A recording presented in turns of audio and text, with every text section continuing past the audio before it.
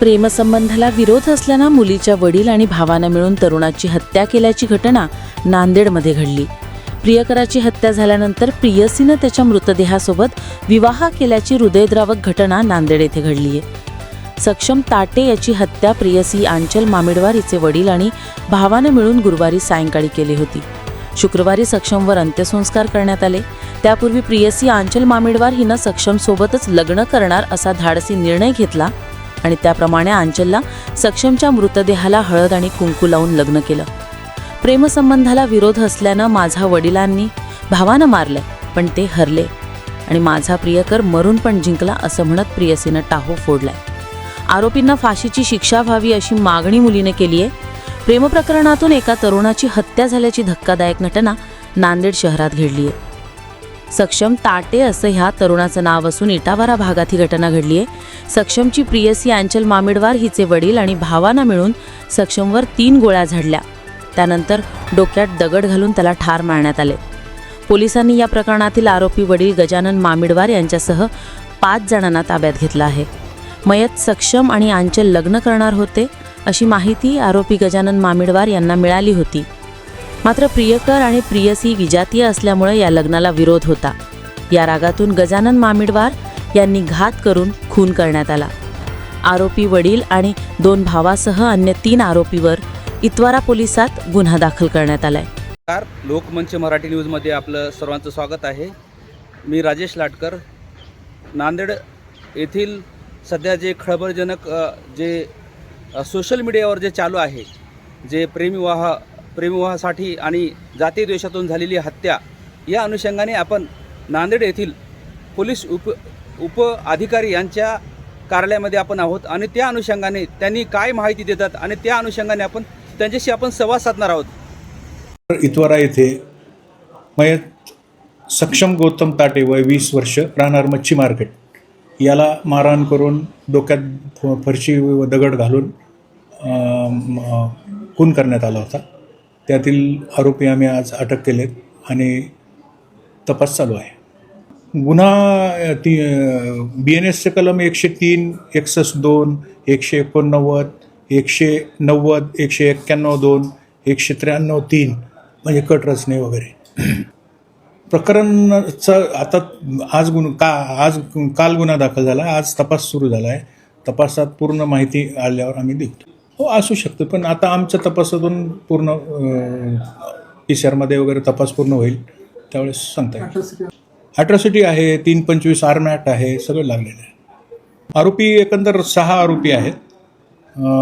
त्यात जयश्री मदनसिंह ठाकूर, गजानन बालाजीराव मामेडवार, साहिल उर्फ सन्नी पिता मदनसिंह ठाकूर, सोमेश सुभाष लखे आणि वेदांत अशोक कुंदेकर असे एकंदरीत 6 आरोपी आहेत.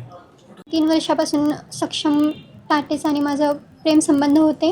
माझ्या घरच्यांना ते मंजूर नव्हते, त्यासाठी त्यांनी त्याचा असा घात केला.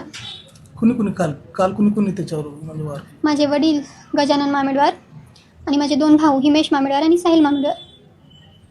कशाला गेला होता हा, बाहेर कशासाठी गेला होता आणि त्याला कसं म्हणजे प्लॅनिंग करून घेतलं? हे सक्षमवर MPD पडली होती, तर त्याने सुटून आल्यापासून माझ्या घरचे त्याचा गेम लावण्यावरच होते.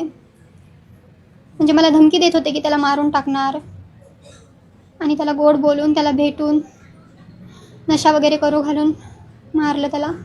त्यानं त्याच्यावर 3 गोळ्या झाडल्या तरी त्याला काही झाले नाही.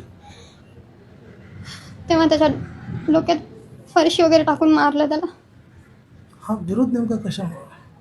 आमचं प्रेम होतं आणि माझ्या पप्पांना मंजूर नव्हतं. कशामुळे? कास्टमुळे. तू दुसरं कोणाही सोबत बोल, मी करून देतो तुझं लग्न, असं बोलले होते ते मला. आणि त्यांच्या अगोदरही काही दुश्मनी होती वाटते, पण अगोदर ते चांगले मित्र होते. तुझा भाऊ आणि माझे 2 भाऊ आणि सक्षम आणि हे चांगले मित्र होते. नंतर आमच्या प्रेम संबंधामुळे त्याला मारण्यात आले. तुझी काय आता तुला काय म्हणजे काय तुझी भावना काय आता?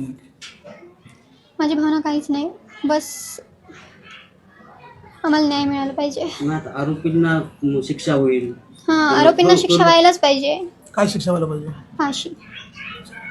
बरं, तुझ्या वडिलांनी भावांनी सक्षमला मारले, प्रेम कमी होणार आहे याच्यानं? नाही, मी लग्न करेल सक्षमसोबत. आता सक्षम तर नाही आहे या जगामध्ये, मग कसं काय? त्यांना नसलं तर काय झालं, आमचं प्रेम तर आहे ना. चला. माझ्या घरचे जिंकूनही हारले आणि त्यांना हारूनही जिंकला, आणि मी त्याच्यासोबत लग्न करेल आता आणि त्याच्यासोबतच राहील हमेशा, आणि माझ्या मनाने राहील मी. माझ्यावर कोणाची जोर जबरदस्ती नाही, काहीच नाही. आणि माझं वय झालेलं आहे तर मी माझ्या मनाने निर्णय घेऊ शकते. मग आता पुढचं भविष्य तुझं इथंच राहायचं का कुठं? इथेच राहायचं आहे आणि सक्षमचीच बनून राहायचं आहे. पण इथले तुला मंजूर करतील काय ते? करतील.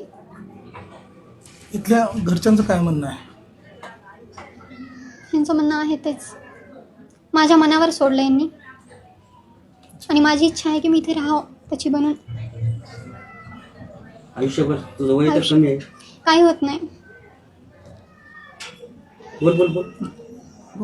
मला राहायचं होतं त्याच्यासोबत. काय झालं, त्याच्यासोबत राहायला भेटलं नाही तर, पण इथे तर राहील ना त्याच्या घरामध्ये सर्वांसोबत. आता माझ्यामुळे त्याच्या मम्मीपासून तो दूर झाला. महाराष्ट्रातील ताज्या आणि महत्त्वपूर्ण बातम्या पाहण्यासाठी आजच आमच्याला सबस्क्राईब करा आणि बेल आयकॉन प्रेस करा.